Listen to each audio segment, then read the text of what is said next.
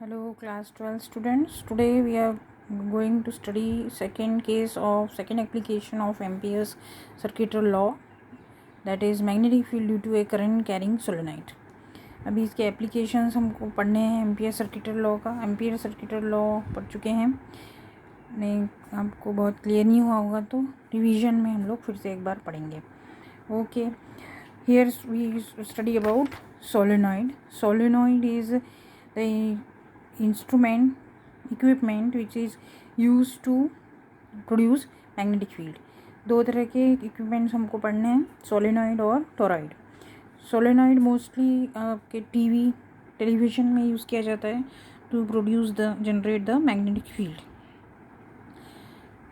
So you understand solenoid is nothing but it is a long wire wound in the form of a helix where turns are closely spaced. इस तरह से wire होती है, उसको इस तरह से हेलिक्स के फॉर्म में राउंड करते हैं तो ये सोलेनॉइड हो जाता है. इसके बीच में मैग्नेटिक फील्ड प्रोड्यूस होती है. To study the magnetic field produced when the current flows through a solenoid. अब इसमें करंट फ्लो कर रहा है, हम अज्यूम करेंगे कि क्लॉकवाइज करंट मूव कर रहे हैं. Current will move from here, it will start moving. तो इस तरह से करंट मूव करेगा तो that will go clockwise. Clockwise current अगर मूव कर रहा है तो by right hand thumb rule आपका magnetic field will go this side. Right hand side की तरफ मैग्नेटिक फील्ड का डायरेक्शन होगा. That you can see in your note text book also. यहाँ पे डायरेक्शन दिया है. Current if flow if in right curling the fingers आपको मिलेगा करंट का direction anti clockwise curling fingers के साथ लेना है तो your thumb will show the magnetic field direction. This will be the magnetic field direction. Centre में ये स्ट्रेट जाएगा और जैसे जैसे दूर होता जाएगा magnetic field they will start making magnetic field of lines. अब ये यहाँ पे मैग्नेटिक फील्ड लाइन्स यहाँ तक जाएंगी. Next this is the figure. तो यहाँ पे आपको that law you have to use circular loop वाला जो हमने पढ़ा था एम्पियर सर्किटरी लॉ. एक लूप है, एक लूप के थ्रू मैग्नेटिक फील्ड प्रोड्यूस होगा. तो 1 लूप 2 लूप 3 लूप इस तरह से कंप्लीट मैग्नेटिक फील्ड हमको निकालना है. तो here assumption is length of the solenoid is very large then the radius. इसका जो भी लूप का रेडियस है वो उसकी कंपैरिजन में लेंथ बड़ी है, ये हमको एज्यूम करना है. To find the magnetic lines produced due to a current carrying solenoid, consider ABCD the Amperian loop. Amperian loop ABCD हमें बनाना है. उससे पहले हम लोग सोलेनॉइड को समझ लेते हैं कि सोलेनॉइड कैसे बनता है. इसको इस तरह से अपने वायर को वाउंड कर दिया, वायर वाउंड हो जाएगी. Then you can see the figure. इस वायर को हम वायर जो उसको बीच में से कट करके इस तरह से फिगर बनेगी. तो this cross will show the direction of current into the plane and this dot will show the direction of current out of the plane. दोनों तरफ से करंट आएगी और direction of magnetic field you can see using the thumb rule. Okay, अभी हमें total निकालना है. तो first according to Ampere circuital law हम एक यहाँ पे डीएल एलिमेंट ले लेंगे. D l element means they are taking as a rectangle portion. यहाँ पे रेक्टेंगल पोर्शन को एज्यूम करेंगे और उस रेक्टेंगल पोर्शन को स्मॉल पोर्शन को फिर इंटीग्रेट कर देंगे तो हमें टोटल मैग्नेटिक फील्ड मिल जाएगी. ओके, तो this you solve. Consider ABCD the Amperian loop as in figure P without point outside. अब उसमें एक पॉइंट P बाहर लिया है, पॉइंट इनसाइड द सोलेनॉइड है और Q पॉइंट जो है आउटसाइड द सोलेनॉइड है. ये वाला जो लूप है वो आधा सोलेनॉइड के बाहर जा रहा है और आधा सोलेनॉइड के अंदर है. This figure you understand from the book से ज़्यादा अच्छी फिगर दी हुई है. You draw from the book only. Okay, तो we solve this using Amperian law. अब यहाँ पे हम लूप में अगर Amperian law circuital law apply करेंगे, that is the rectangular loop हमने यहाँ पे लिया है एम्पियरियन लूप.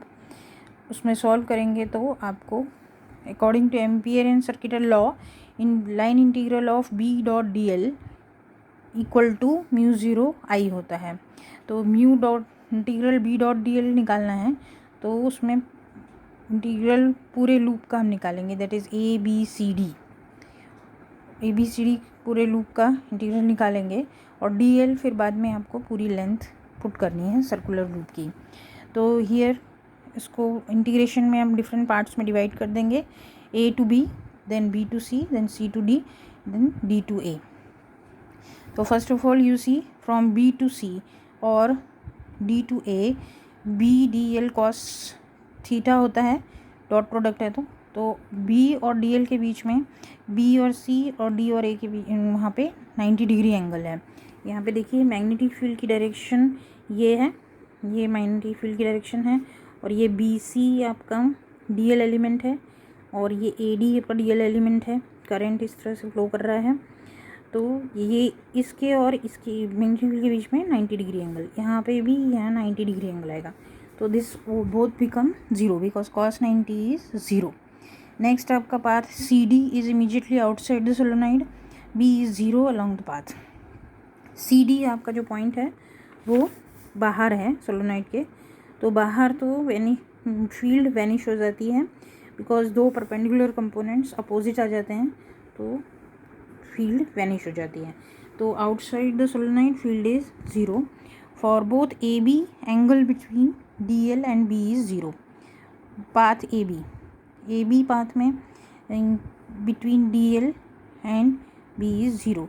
तो इंटीग्रल में अब हमें क्या बचा, ए सी बी ये ज़ीरो हो गया, ये ए डी भी ज़ीरो हो गया, और सी डी भी ज़ीरो हो गया, only A B is left.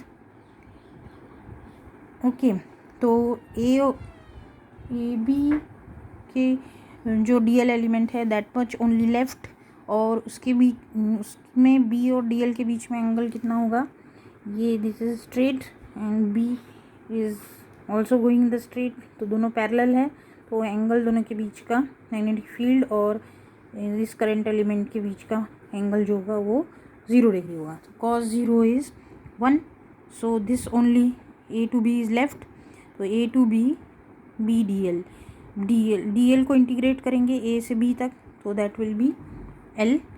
सो आपका बी डॉट डी एल आएगा B L, where L is the length of A B. Using Amperian circuital law, अभी हम लॉ अप्लाई करेंगे, तो इसके बाद ये सिंपल है, B L is equal to mu zero I into N L. N is the total number of turns over length, L number of density, यहाँ पे म्यू ज़ीरो आई तो हमारे एम्पीरियन सर्किटल लॉ से आया है, तो ये एक साइड का एल का आया है वैल्यू, यहाँ पे एल। उसी तरह से बहुत सारे टर्न्स हैं, जितने नंबर ऑफ टर्न्स होंगे उतने नंबर ऑफ लूप्स हो जाएंगे, इसीलिए उसके साथ आपको एनएल्स के मल्टीप्लाई करना है, that will give you the total magnetic field, and this L will cancel out and your magnetic field B is equal to mu zero N I. The direction of field is given by right hand rule, वो तो मैंने आपको पहले ही clear कर दिया है।